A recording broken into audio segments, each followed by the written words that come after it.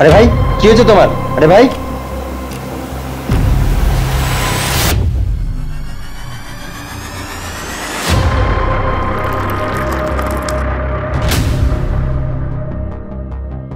আরে ভাই কি হয়েছে তোমার?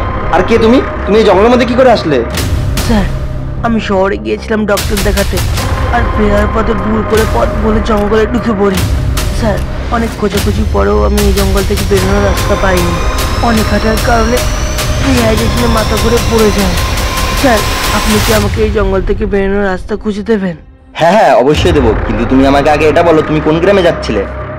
স্যার জঙ্গলের বাইরে যে গ্রামটা আছে না, প্রফুল্লনগর, ওই গ্রামটা। আচ্ছা ঠিক আছে চলো।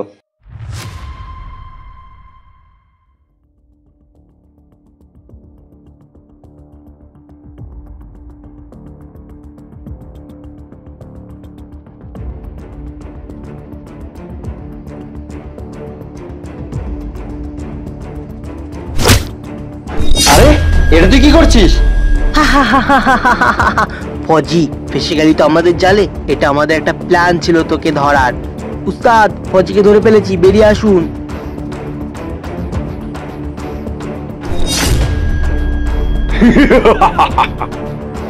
খুব ভালো কাজ করেছিস, আমি তোর কাজে খুশি হয়েছি। নিয়ে আয় ওই ফজিকে। জি উস্তাদ।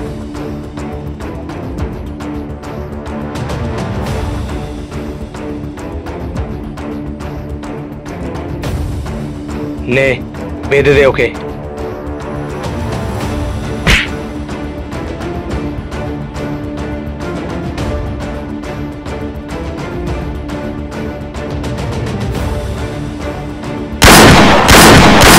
বল কোথায় গুলি মারবো তোর?